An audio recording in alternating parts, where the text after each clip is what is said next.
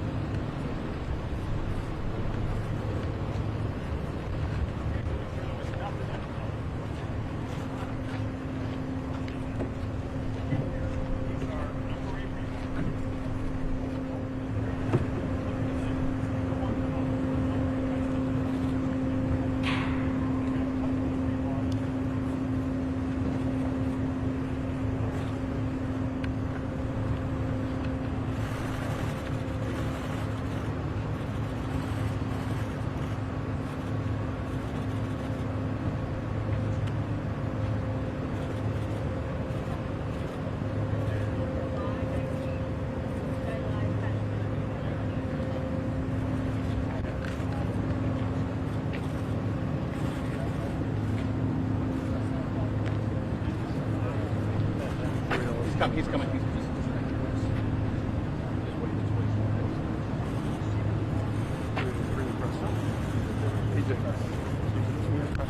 Brad, come this way. Go up here. Where? Right here.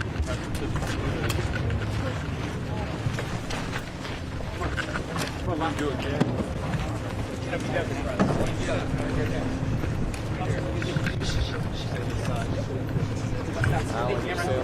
It's good.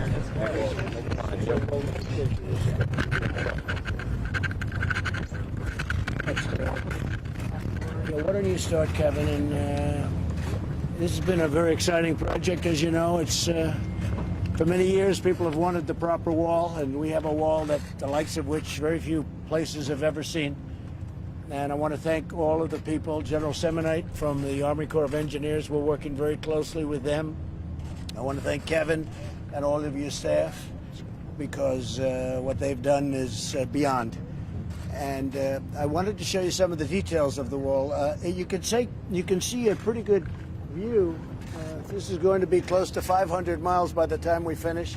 Those are the areas that are most important.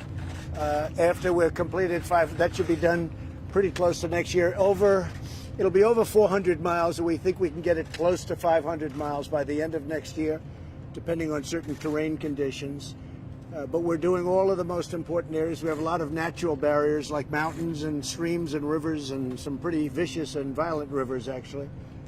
But it's an amazing project. And I think what I'd like you to do is if you could explain the interior of these pipes. The wall is 30 feet high. We also have 18-foot wall. We have a combination of 30 feet and 18, depending on the area, depending on the importance. Tijuana is right over here. There are thousands of people over there that had been trying to get in. Tremendous cooperation from Mexico, and the president of Mexico has been fantastic. All of Mexico has been fantastic. As you know, right now they have 27,000 soldiers. So in addition to the wall, we have the soldiers. Now the wall still obviously has a ways to go, but we're building it at a breakneck speed. I wanted them to show you the interior of parts of the wall and what's inside of each individual slat. And you'll see it's a combination of steel, concrete, and as one of the folks just said, it really is virtually impenetrable. Any walls that were put up would get knocked down very quickly, very easily. This wall is not something that can be really knocked down. I guess anything can, but this is very tough. And it goes down 6 feet. It's 3 and 4 feet wide. The concrete, you see it right here, it's exposed. And I might ask General Semonite to say a few words about it. And I'd like to bring them right up, look at the inner tube to see what happens, because after the wall is up, we pour concrete, and concrete goes into the tube. And in addition to that, we have rebar. So if you think you're going to cut it with a blowtorch, that doesn't work because you hit concrete. And then if you think you're going to go through the concrete, that doesn't work because we have very powerful rebar inside. So it's a very powerful wall, the likes of which probably to this extent has not been built before. This is an area, because it's so highly trafficked, this was one of the most dangerous areas. We have a double wall. We have a wall on both sides. One is 18 feet.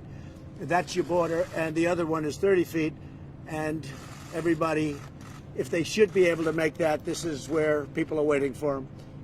It's a very powerful situation. So, General, maybe you could take over for a couple of minutes, and then I'll take it back. So, Mr. President, I want to build on your comments. This is a system. It is both the two walls, but it also is road networks down through the middle and the back so that Customs and Border can go ahead and continue to be able to move around it. Also, lighting system. And as you think about this, I mean, it really is kind of a defense in depth. When you think about these panels going up, right now we're putting in about 270 panels a day that are going in the ground. We've got over 44,000 panels that are already built. And you think about the depth of how we're doing it, without getting a lot of details, 66 miles today are already completed. There's 251 miles that are under contract going in the ground right now at 17 other sites. There's 163 miles that are actually on contracts that are going to be let in the next 90 days, and the remainder of the miles the President talked about is mainly private land that takes a little bit longer to get. One of the things I want to just remind you about, that when you have a football field, kind of a flat area like this, it's a little bit easier to build a wall. But if you just turn around and look at the mountain behind you, one of the projects that's going to go up in the next year continues this barrier right up over the rest of that mountain. So it goes back to be able to, we've got to have this linear capability to be able to continue to provide that level of defense.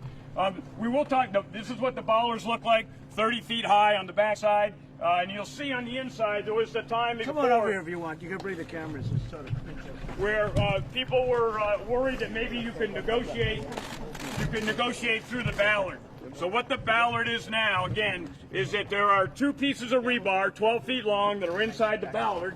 And then when we put it up, we put concrete in. I won't tell you the depth of the concrete, but it's a pretty substantial obstacle to be able to go through. And I would defer to you, Commissioner, for anything else you want to add. Yeah, thanks, General. So a very important part of this, and that's why the President was talking about the General. Right here, what the wall gets is it gets the men and women of CBP, specifically Border Patrol, operational capacity to get to the area where people are trying to illegally cross. Before the old landing style, they could cut through that in seconds. Sometimes they could come a vehicle and just knock it over, and literally within seconds, they were into the United States illegally. This makes it almost impenetrable.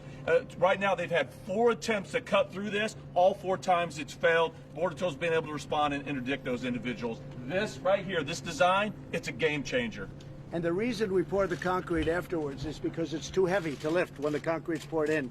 So we put it up and we pour the concrete. A lot of people don't see that, but we pour the concrete afterwards. So you have the rebar, you have the steel, and then you have concrete, and it's hardened concrete, very powerful concrete.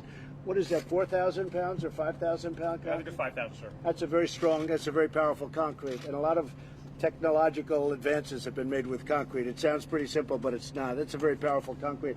So you have the rebar, you have the outer crust, and you have the inside is concrete, and it's pretty amazing. And again, the concrete's poured after it's up. They pour it through funnels and cover much of the territory of the bollard. Mr. President, also, this is a great view to look at the anti-climb. I defer to the commissioner to explain what that panel does. Hey, you know what? I'd actually turn this over right now to our chief patrol agent right now, Agent Harrison. He's really going to be able to give you, from an agent's perspective, exactly the magnitude of what this wall, the operational capacity gives the Border Patrol agents.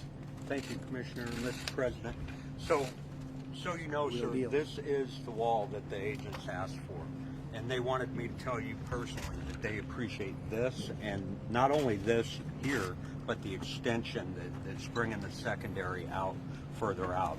They really appreciate it. It makes them safer, it makes the community safer, and it allows us to make that apprehension here in the border zone, as opposed to getting in vehicles and getting in pursuits on the highway. We want to make that apprehension here. Well, you know, just in terms of the quality, I came with the Border Patrol. We worked with them very closely. I said, fellas, how about doing a less expensive version? They said, well, this is the version that works, including the poured concrete in the steel with the rebar and everything else. That's the Rolls-Royce version. Then I said, well, fellas, how about doing one wall instead of two? In a lot of areas, we have two, where you have tremendous amounts of people on the other side trying to break through. We know exactly where those areas are, Tijuana being over here, as I said. And they said, well, sir, two works much better in these areas, a lot more expensive. So we have the one side on the border 18, and then we have over here 30 feet. And I think one of the things you were asking, Mark, and wanted somebody to explain is the protection on top, how that stops. It's a anti-climb device, if you look at the steel on top. It's also structural, but actually it was there more importantly for anti-climb. Do you want to explain that? So it's the panels up there. So it's one thing to figure out how to navigate the vertical post, but the transition at the top makes the climb orders of magnitude more difficult. It requires different equipment, different tools, different skills, and so it's the change as we get to the top that adds to the protection of that fence, sir. And again, anything that we can do to give the Border Patrol agent even a few more seconds, a few more minutes to respond, that's a game changer. And sir, if you don't mind, I think this is important to talk about, the Chief Patrol Agent just mentioned, is that there's a false narrative out there that this wall is the president's vanity wall. I'm here to tell you right now that's false. This president, this administration, what they did is exactly what the president just explained. He reached out to the experts, to the Border Patrol agents that are on the front lines every single day, risking their lives, protecting this country, enforcing the laws that Congress enacted. He reached out to those agents, to those line agents, and asked, what do you need to do your job more effectively to secure and safeguard this country? And those Border Patrol agents said, we need this. So this president, thank you. You listened to the agents and you gave them exactly what they asked for. This is your maximum that you could do. And one thing we haven't mentioned is technology. They're wired so that we will know if somebody's trying to break through. And you may want to discuss that a little bit, General. Sir, there could be some merit in not discussing that. Okay? I like that. That was a great answer. I'll just tell you they're wired, okay? They're wired. It's technologically very advanced, all set up for cameras any place we want. We have all of the, everything we need, but it's all set up for cameras, for anything. You've been hearing drone technology. They're all wired out for drone technology. Anything you want, we have. And frankly, this is the right time to do it, because to do it later after it's built is very expensive. This way, it's mostly just adding wire. So we're all set up to adapt. And that's the story. We have certain areas like this where you have double walls. If you look behind, you can see how that goes up the hill. And that goes many miles in that direction. And we're starting now many miles in this direction. We also have, it all fits together like a puzzle. How many sites would you say over the next period of time will have been started construction? Sir, probably about 35 sites at any one given point, all working. And some of the contractors, actually, if they're building 5 miles, they might be having one on one end, one on the other, and one in the middle. So they get the maximum amount of people building at the same time. So we have different bids and different contractors. This is one contractor, an excellent contractor, by the way. They're doing a really good job, but we have many contractors bidding on many different parts in different states. In Arizona, New Mexico, where I just left, we have great contractors bidding, and we're starting walls in New Mexico. The Arizona walls are moving along really well. They're really moving along rapidly, and they need them desperately. And part of the beauty, sometimes you'll see the tunneling where they go under the wall.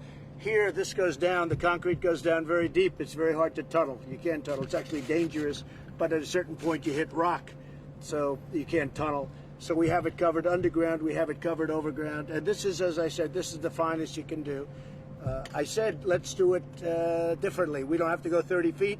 They said, sir, if you don't go 30 feet, it won't be the same because of the climb.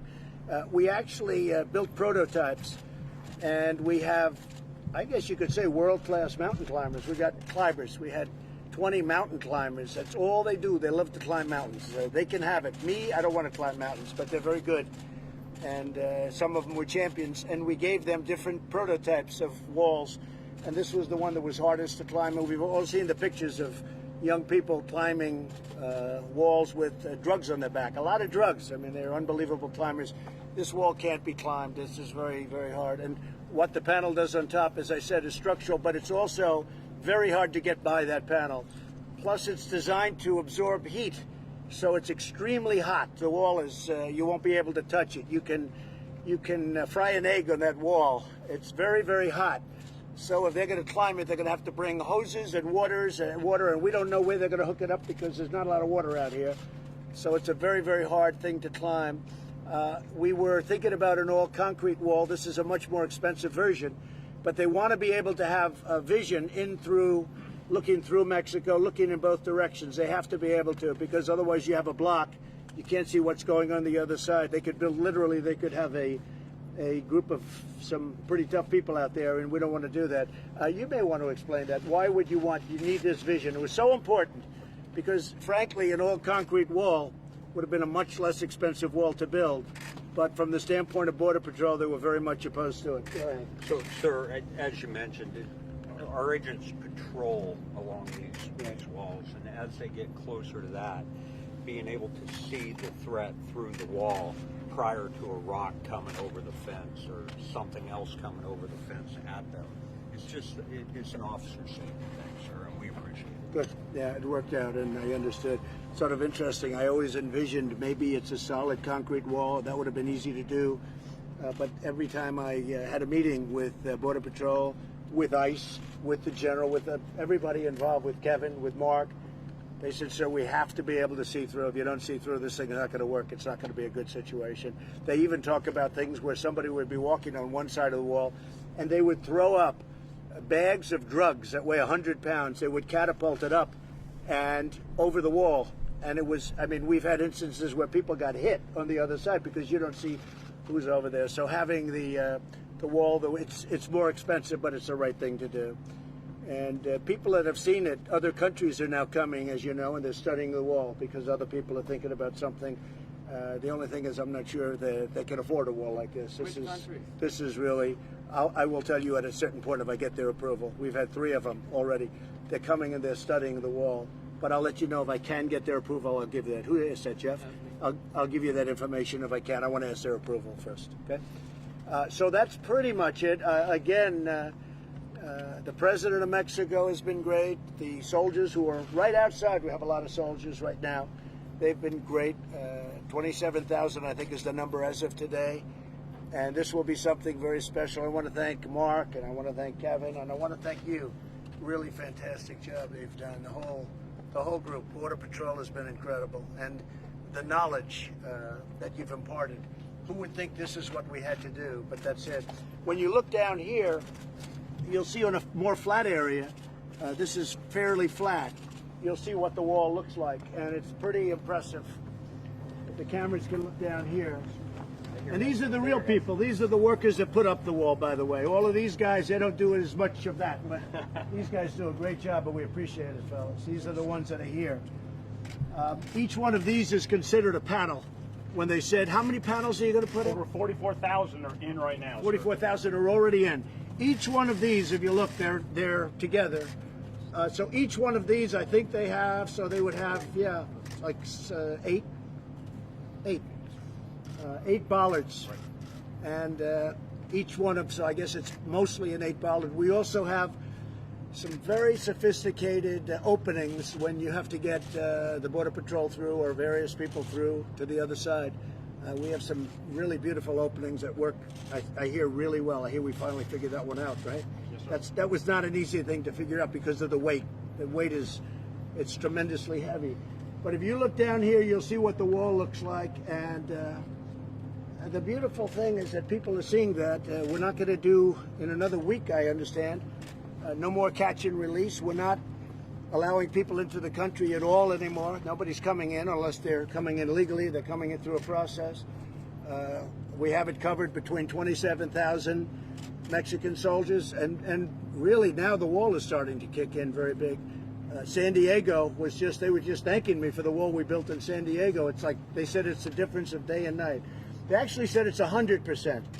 The only thing is we have to now expand it out. The only way they get through is to walk many, many miles in the opposite direction, one way or the other, and go around it. But going over it is impossible, is virtually impossible.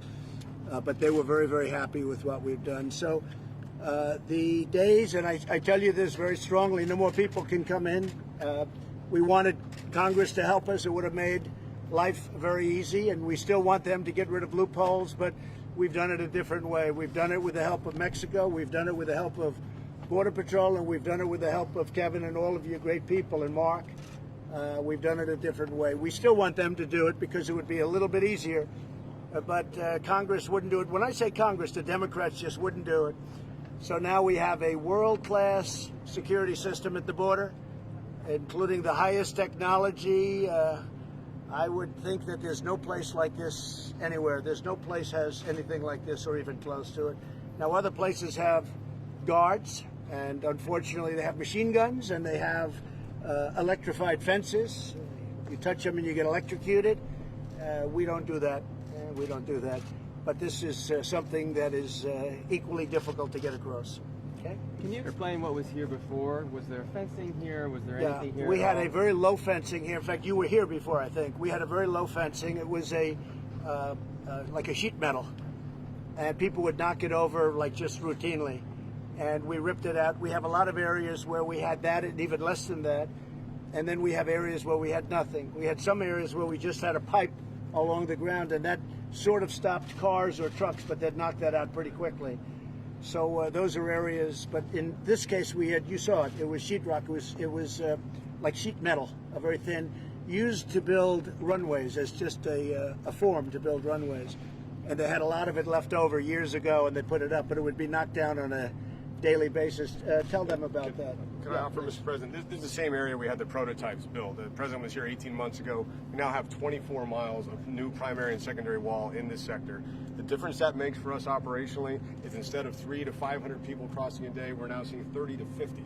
And combined with our partnership with Mexico, where people aren't being released into the U.S., the traffic in the sector has dropped dramatically. That's how your strategy is coming into play. And the only way you get to 50 is they walk around the areas like this that aren't, we haven't sealed this up yet. We'll be sealing this up very shortly. Or in part of this, we have a gate. But the only way you get to 50, nobody's going over the wall. But where we are still building it, that's where they get to 50. We think it's going to be close to 100% in the end. I don't think anybody's, I guess maybe one of the greatest pole vaulters in history can get over the low one, but it's going to be very painful when they land, right? Mr. President, it's been about 6 or 7 months since you declared a national emergency here at the border. Do you still consider the situation at the border, a national emergency? Yeah, sure. And how will you measure success? When will you withdraw that declaration? I think really the success is going to be when the wall's built, when human traffickers can't go through. You can understand, Phil, right here, nobody's coming through this here. They got through here, they have to go through here. And they make a left turn up here in some place where they didn't have anything, and they drive into the country and usually go unnoticed. And if they are noticed, it's a big deal. It's a big chase goes on. I think that this is certainly a tremendous national emergency because of human trafficking, drugs, and people coming in illegally. And in many cases, those people have criminal records, and we don't want them in our country. And will the troops be here indefinitely?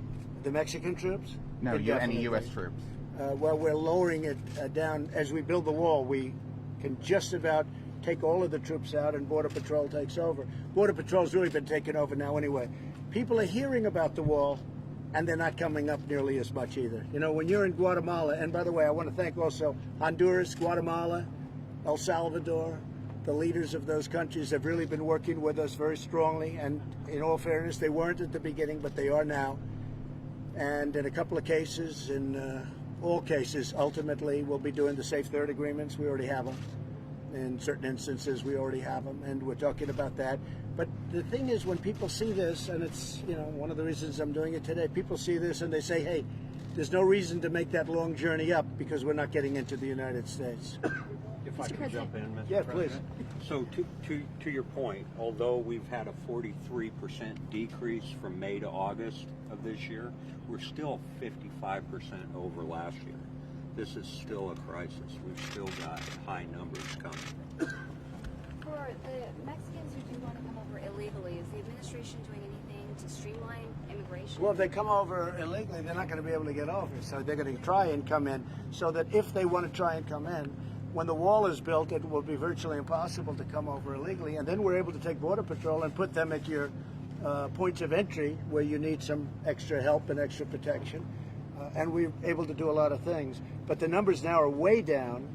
And as the wall goes up, literally as the wall goes up, the numbers go down. But also the Mexican soldiers have been incredible. They've really done a good job. But for the great Mexican citizens who want to come over legally, are we doing anything to No. streamline When the they want to system? come over legally, we make it absolutely, in my opinion, it'll be easier. They'll have passes. They'll have whatever we're going to sign. That's being worked on right now. And the farmers won't be hurt at all when we have, you know, as you know, we have many people coming over from Mexico and from certain other countries, and they're coming through legally or they're coming through with a work pass. And do you want to explain that, Matt? Sure. I mean, our neighbors from Mexico, we have 400,000 that cross the border almost every day. We have two of the busiest points of entry in the entire country right here in San Diego, San Isidro and Otay Mesa. So the border crossing cards for daily commerce, the longer term visas for employment, those are going to continue to be issued for people who follow the lawful process. You said in 2016, Mr. President, that Mexico would pay for the wall. Do you feel like you've kept that promise? Well, they're paying for 27,000 soldiers, as you know, and I am so, we are all thrilled. You know, Mexico has never done anything to impede people from pouring into our country, and now they're doing just the opposite. They've really been incredible. I also think it's good for Mexico because they're breaking up the cartels. The cartels were really a problem. If I took 5% tariff for 6 months, that pays for the entire wall. But at this moment, I don't want to do that. But if I charged a 5% tariff on Mexico with all of the cars and everything else that comes through in commerce for 6 months, that would fully pay for the wall.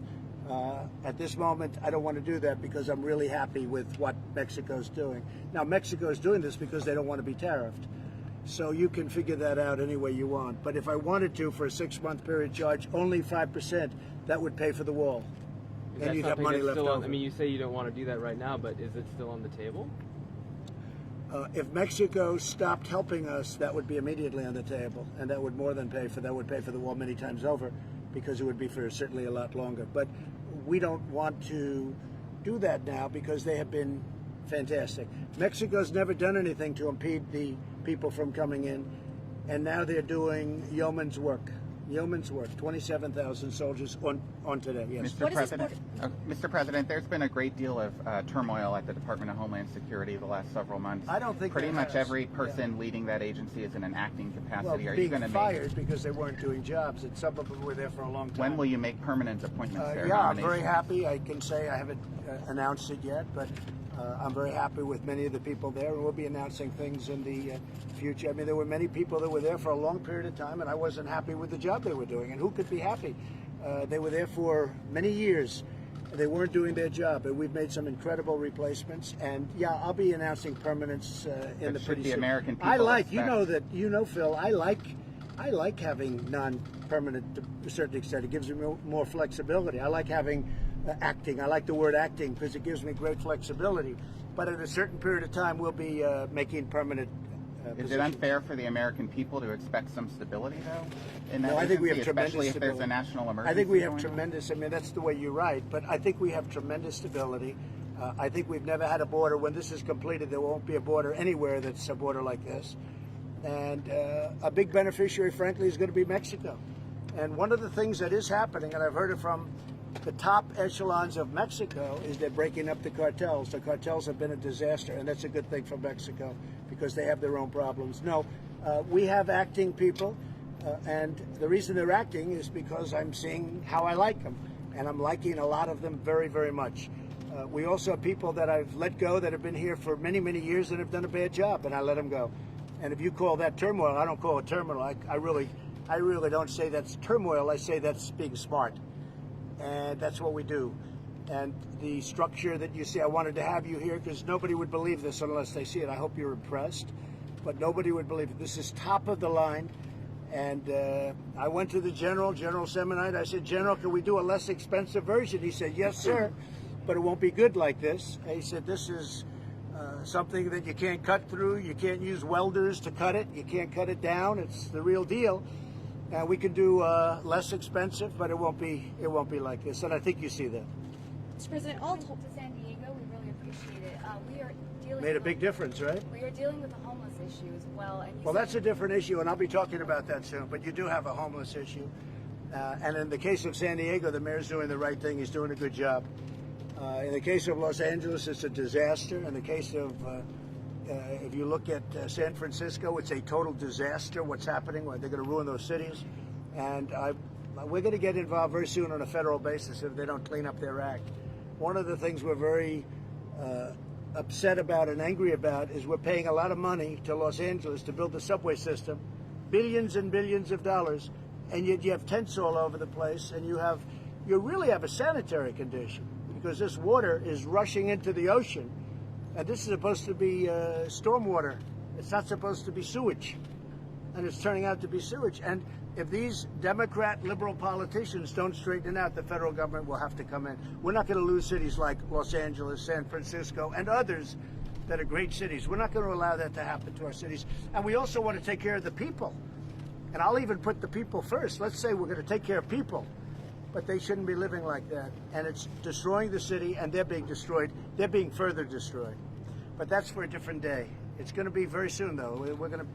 We're working on that right now. It's a very good question. Okay? Mr. President, all told, how much is this border wall costing the United States, and where is that money coming from? So it's coming from various sources. We've had tremendous Supreme Court victories over the last short period of time. You've all reported on them. And it's allowing us to do the proper job. And it's also allowing us to work with the Army Corps of Engineers, where we have very talented people like the General, and we're getting it done. You may want to comment on this section. How is this being paid for, General, as an example? This was through regular, normal congressional appropriations. Part of this was in FY17, part was in FY18. That came through CBP appropriations. And what about the tunnels? Because the trucks are just... I'll give you an example. They tried to stymie us by saying $1.6 billion, but only for renovation. Well, if they have a little 8-foot wall, 7-foot wall, or 10-foot wall, that's like, they just pull down the panel and they walk across. And if we rip that down, I guess you could say that's renovation. So, we've used some of this water. Some of this comes right out of the budget. Much of the wall comes out of the budget. But if we have even a small piece of steel going around, that's called a renovation, because we take the piece of steel out, we put up a 30-foot wall.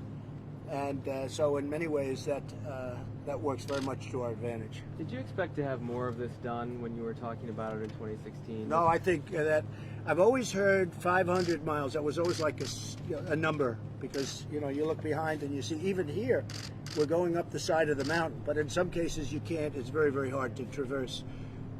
In some cases, you have areas that nobody's going to even get near. So the number I heard was 500. What we're going to do is we're going to stop at anywhere from 400 to 500, and we're going to see where else we may need something, and we can add pieces to that. But you really won't know until you stop, because you're going to have tread paths. It's like, where are they going to go, where are they going to walk? So we're going to get up to about 400, and then we're going to look and see whether or not we have to go much more than 475, 500. It could be at maximum, I would say 550. So we might add another 50, but we won't know that until it's complete. Does that mean you don't think you need a wall along the entire U.S.-Mexican border? Well, you couldn't even do it because in some cases you have rapidly moving rivers, which are in many ways more effective than a wall. In some cases you have mountains, and they're very dangerous mountains, which in many cases are more effective. So you wouldn't need that. You have a little bit less than 2,000 miles, and you have 500 miles where it's really space where people can come through, and you may have a little bit extra, but about 3/4 of it is covered by natural terrain where the terrain doesn't allow people to get through. Mr. President, you said earlier that you wanted the wall to be painted black and have the spikes at the top. Why did you go against that? The general feels that we're better off letting it be a natural rust, letting it be the way it is. We'll make a determination as to painting it later. This will be a good, strong rust color, and we'll see. We'll make it. It's not a big deal. The black attracts more heat even than this color, but this is your natural seal, and I think we're going to see how it works out. We can paint it at a later date if we decide to do it. I think the real issue, though, is that it goes back to economics. And so when you are able to use that money to be able to get more miles, therefore you're able to resist the threat better. It's not a huge amount of money, but it's enough to build many, quite a few more miles, and I think we want to do that. And we can paint it at any time. We can paint it later on. Can we just ask you again quickly about Iran, Mr. President? Yeah. About should we expect to see military strikes coming soon? And John Bolton apparently was critical of you today, both your policies on Iran and on the Taliban. Well, I was critical of John Bolton for getting us involved with a lot of other people in the Middle East. We've spent $7.5 trillion in the Middle East, and you ought to ask a lot of people about that. We are doing it the right way. We're doing it the smart way. It's very easy to go in. We could go in one instant, just one phone call. We could go in, and we'll see. And that might happen. That might happen.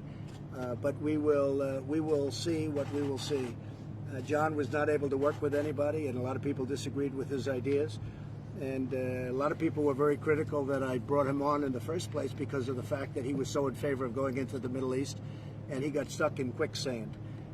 We became policemen for the Middle East, and it's ridiculous. So, and I've always felt that. I always felt it. From day one, I felt it. Even though I wasn't in government, I felt it. But I think that you will see what happens, and we'll see what happens. He also said on your North Korea policy that negotiations with the North Koreans were doomed to failure. Well, it's today. easy to say that. He may be right and he may be wrong. I mean, let's see what happens. Only time will tell. In the meantime, for 3 years, there's been no nuclear testing. We've gotten our hostages back. We've gotten our great soldiers back who were killed, with many of them, and many more are coming back. We have many more coming back. And the families of those, we call them our heroes. And they were our heroes, and they're coming back.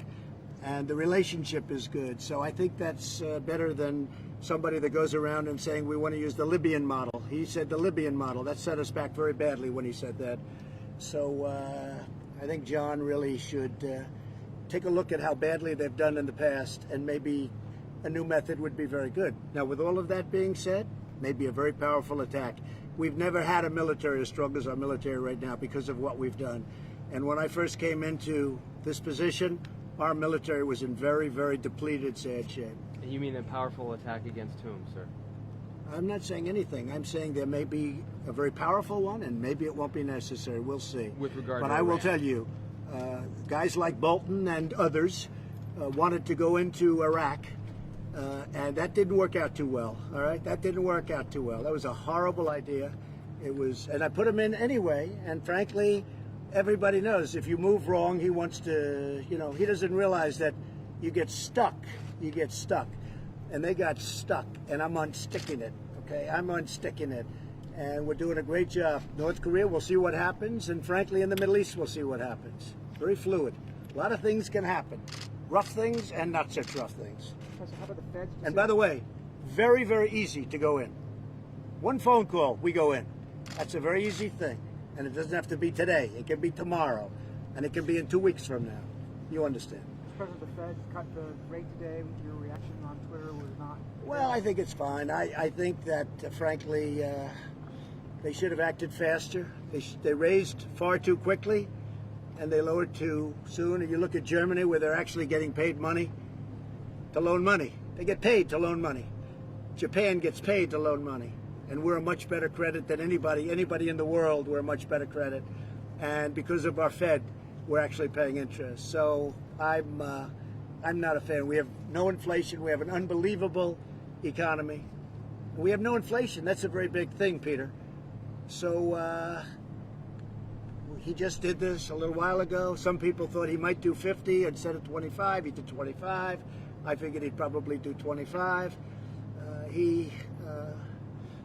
I think that they made some mistakes. And the mistake was he raised too fast and he lowered too slow. But despite that, we have a great economy. We're the greatest economy in the world. We're doing really well. Our businesses are doing very well. And regardless, but I thought it would give us an advantage. When other countries are doing it and we're not doing it, it becomes a little bit tougher competitive-wise, but we're so much better than everybody else, it really doesn't matter. I want to just thank everybody. I hope you folks see the level of talent that's involved here, the level of quality that's involved here. If you came back here in 2 months, you would see this would be a paved road right through the middle, and you'll have Border Patrol all over the place, but they're not going to have to work too hard because nobody's getting over the wall. And if they get over the first one, they're not getting over the second one. And I think most importantly, I want to thank you folks. Great job. Really great job. Mr. President? Yes. There's a tradition here on the border that anyone who works on the wall signs the wall for us. Sign it. Would you do I'll that for sign us it. today? Let's go. I'm going to sign it. Thank you very much. See you back on the plane. Maybe we'll speak on the plane. Yeah. Press, we're going to hold right here. President, we're going back to the viewing area. We're going back to the viewing area. Haley.